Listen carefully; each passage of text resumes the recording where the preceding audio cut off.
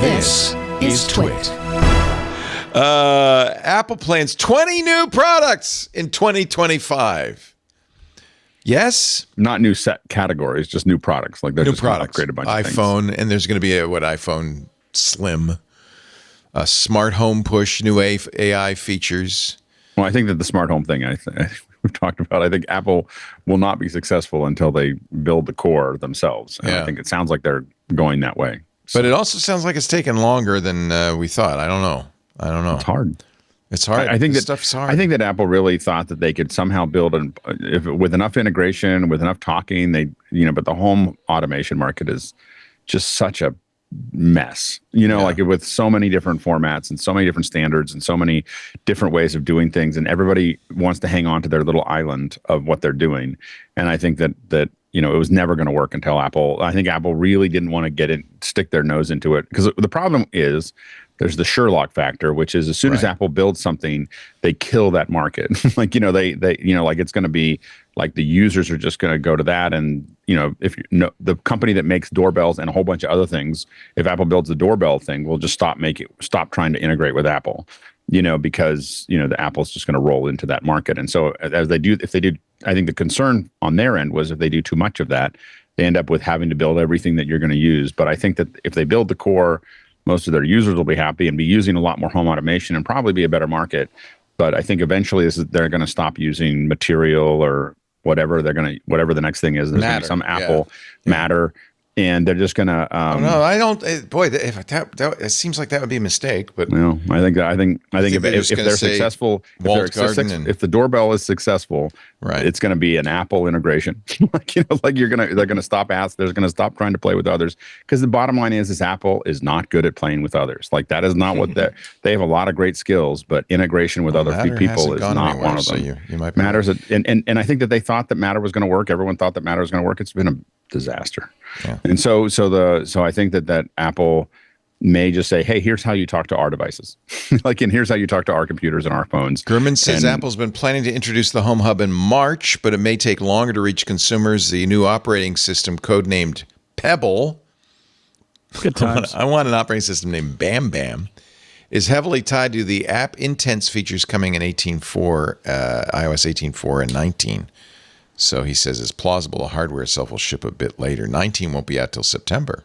Yeah, this is that last feature that is sort of really intriguing. The app intense as well as the personal data store that can be mined. And those are the ones that are the most promising, and also the ones that are going to ship the latest because they're the hardest to implement. What do they do? It sounds very much like they went all in on like app intense as a way to drive this product, and then they're not ready, so you can't ship the product. Describe what an app intent is. I mean, I know when you have an app, it's all and the you stuff write that you an app can in control. Xcode, you say, I need a camera, so I'm going to have an app intent for camera access. No. So this is different. This is not the permission stuff that an app gets. This is what can an app do that is exposed to, if you want to think of it as a scripting interface, it's actually like if you use shortcuts, all of that stuff is basically app intents. An app contributes like, here are the things that you can tell this app to do. And it can contribute that to the system, and it can contribute that to Siri, and it can contribute that to shortcuts. And the idea, and they really evangelized this at WWDC last year, is that developers need to be building on this. Hint, hint. Like the idea is that this is going to be a huge way that they're going to drive the platform forward. So you need to atomize your apps basically and say, all right, here's my app. It does. You can tell it to do 15 different things, and it'll do them. And then it integrates what we did back in the day with AppleScript? Yeah, this is the next step of what was, in the last generation was AppleScript, which is how do you make a scriptable app? Well, in iOS and modern macOS, you use app intents to make a controllable app using app intents, and then the system will, whether it's shortcuts or Siri or Apple Intelligence, will tell your apps what to do. And the dream is you'll say, hey, Shlomo, do a thing. And it knows that it can do that thing by using this app to do that part and then passing it to this app to do this other part. Solved, right? It's going to use your apps to do what you want. And that's a great idea. But, that's where they're headed. And so it is sort of a replacement for, I can't tell my app to do this very specific thing that I could back in the AppleScript days. That's what they're trying to evangelize here. There was such promise with AppleScript, and except for a few narrow niches, it just really didn't do what I thought it would do. I was hoping every app on the Mac would be scriptable. There was a time when almost every app on the Mac was scriptable, but it passed pretty quickly. And, at least they were considering not bringing it to OS 10 at all. Huge in pre-press. They can't. Yeah, because that's why they kept it. That's why they kept it in the OS 10 transition, is that all of the people who are doing publishing used it for their workflows. I use it really heavily to like the amount of data that we took, tying FileMaker to Quark, and other data. Like we would be, all the classified ads I was working on a magazine. All the classified ads, all the displays, everything else was all driven from a database that was feeding in, and that was all AppleScript using it to tie those things together, and it was so key. And when I still use AppleScript, it's mostly for the fact that shortcuts or other things won't let you get that granular control over doing a specific feature in an app. And if AppleScript is going to fade into the distance, then something needs to let you do that. What is that? Right. And App Intents, I think, is the answer. Yeah, it's a really big deal with AI, because the ability to the thing that's going to hook a lot of people is agentive. I hate to use the buzzword, but agentive AI, where you can say things like, take this Omni Outliner doc and turn it into a Google Workspace spreadsheet and format it with A, B, and C. And for it to be able to control Google, control Safari, control Omni Outliner, and apply everything you want to do. I mean, funny we're talking about AppleScript, because I just wrote AppleScript yesterday to essentially reformat some stuff from Omni Outliner into a spreadsheet. And I went there after spending like an entire afternoon trying and failing to get Google Gemini and ChatGPT to do this really, really simple thing that I thought would be, why am I even bothering to do a BB edit, search and replace? I can just simply say, hey, here's a file. I want it to be reformatted like this. No. And Did you know that there's actually one of the great ways to generate AppleScript now is to use an LLM? They're actually pretty good at writing. That was the ironic thing. I should have started with AppleScript, but as usual, I should have just basically asked, hey, I need a routine that does this. Boom. Okay, that's a little bit wrong, but I can fix it. Thank you. Yeah, I used AppleScript this week too, because I had to script something very specific that I couldn't use just command line or Python or shortcuts for. And so I went to AppleScript. That's why Apple has not replaced AppleScript yet, because you would lose lots of functionality in controlling apps. But I think Intents is where they're going. By the way, this is probably as good a time as any to mention, because I don't think we mentioned it before, that Script Debugger, which has been around for 30 years, is being retired. And the developers, I wrote about this week, the developers are retiring, which again, because they're old. I can't, because this has been around a long time, right? So they should retire. I'm not going to complain about that. It's just one of those things where it is a classic indie Mac app that has been around forever. But the problem is, if it's only a couple of people working on it and they're going to retire, that's the end of that app. The truth is, if AppleScript was still like the number one priority of Apple, they'd sell it. But it's not. It's fading away. The problem is, it hasn't faded away yet, in part because it hasn't been replaced. And the fact that Andy and I sometimes still resort to AppleScript, and that I'm starting to tell people, just ask ChatGPT to write you an AppleScript to do this thing. It's so dumb, but until App Intents are, and evangelism is the point. Leo, what you said about how I really wish more apps were Apple scriptable back in the day, goes for App Intents too, right? Because that's why Apple, to their credit, that's why I brought it up. They're really evangelizing this, but if they evangelized AppleScript, the developers have to do this. The problem is, if you're a developer and you hear Apple say, okay, here's our plan. We're going to make it so people don't need to use your apps anymore. They'll use them, but it'll just be our AI driving them, and they won't actually have to use them anymore. If you're a developer, do you like that? I'm not sure you do, but I'm not sure what your alternative is, because the platform owner is telling you to do it, so maybe you ought to do it. But we'll see what happens. Several editions of Script Debugger. It's late so night software. It's so good. It's a great product. I'm sad that they're going out of business, but not out of business. They're retiring. So, by the way, it's weird that you guys both did something with AppleScript, because I did too. I launched Automator so that I could write a quick action, so that I could have Emacs open text files if I right-click on it and have a quick action. And that just shows you there's little weird niche uses for it. You can do most of that quick action stuff in shortcuts now, but I still have some stuff that's based in Automator that uses some AppleScript at a few points. And actually, I've got one that's huge. It's probably the most complex thing I've ever done, and I have to keep it in Automator for now, at least for expediency's sake, because an Automator action you can like put command line utilities inside the package and then hand it to a friend and say, just use this. And shortcuts, that would be a horrendous security hole for me to give software to people. So I still use Automator for some of that. But they're slowly, the truth is, Apple is slowly replacing all that stuff with a new version that is going to be the way forward. There's a reason when they announced shortcuts that they said it's the beginning of a multi-year process, multi-year transition. Multi is a great word because it could mean 1 or 2 or 5 or 20 or 50 or infinity, and it's fine. It's just a lot of years, more than one. And since we mentioned Automator, we should probably mention that Sal Seguin, who was the king of AppleScript, the king of Automator. In fact, I think one of the first guests on MacBreak, Alex, way back in the day. We did a bunch of shows. One of the first guys. He was in the first record. He was not only was Sal the first. He was in the first day we recorded, which we recorded like 25 episodes or something.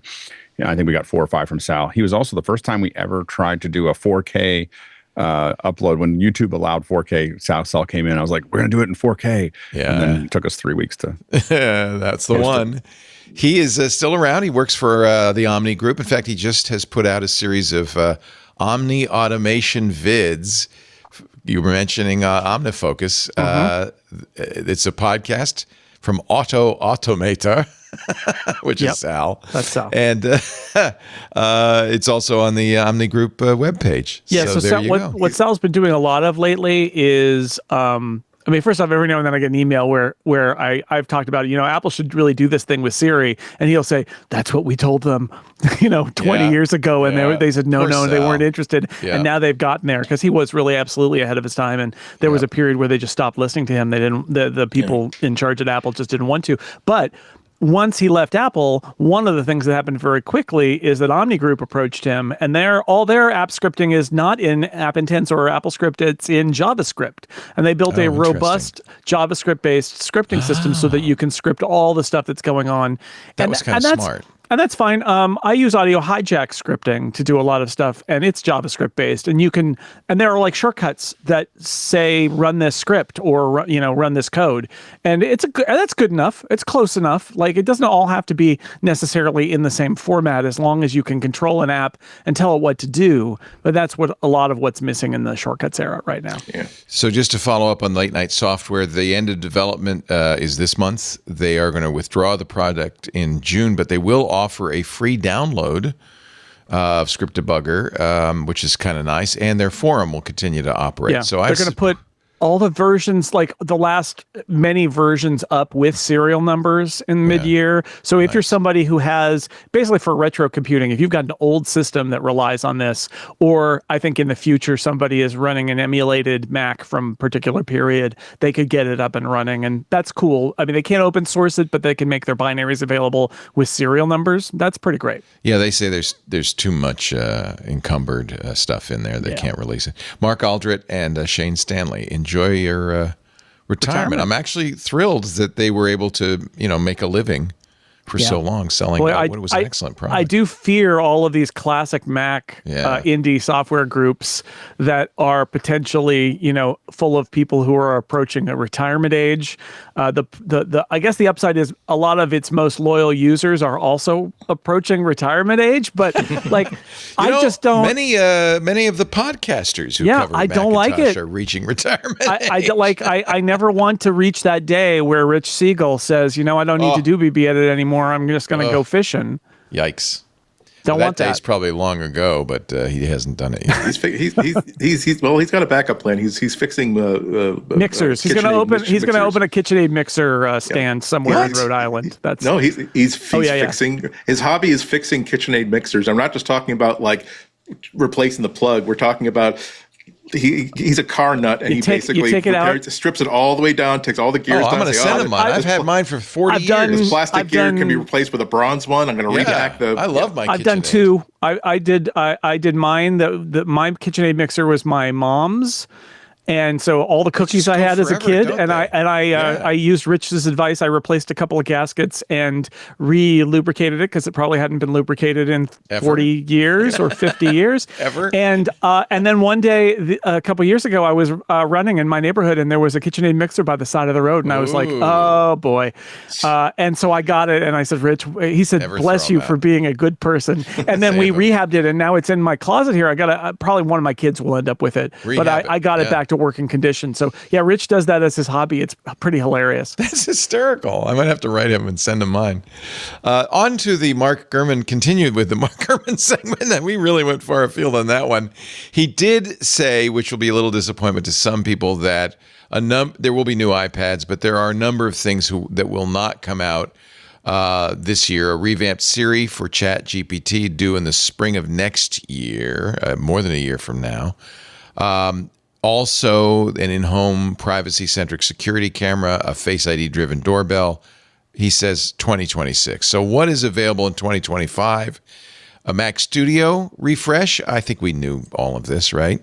Which is going to be a beast. I mean, it'll be great. An M4. The Mac Mini does. I mean, I'm doing a bunch of stuff with the Mac Mini M4 right now. I love my Mini. I have the $599 version. I am streaming 120 frames a second out of the HDMI and is running at 6%.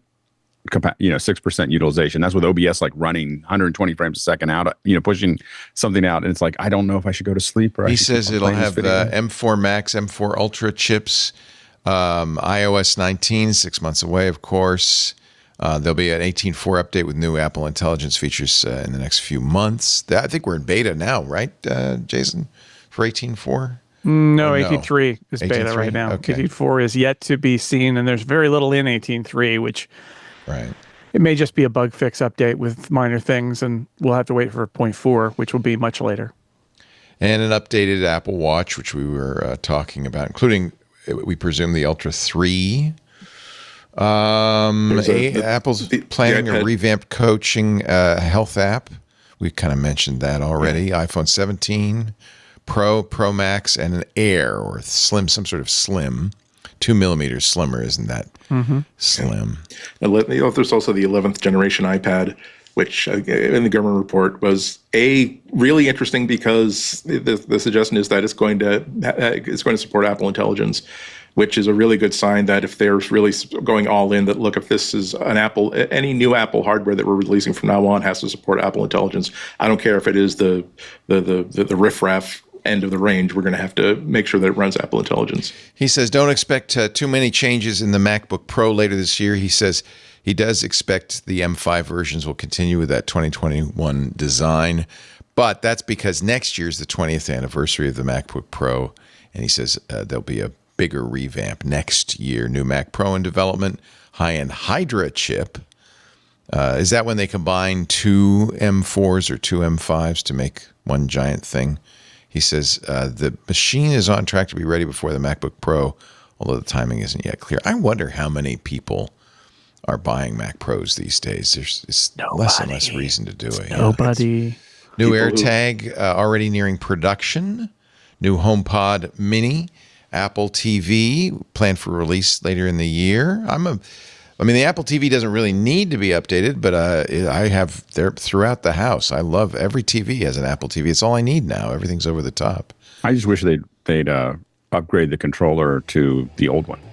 Yeah, yeah. I still use the old controller with the new TV because there's like features in YouTube TV, for instance, that you can't get to from the new controller that you can from the old one. Right. So that's them.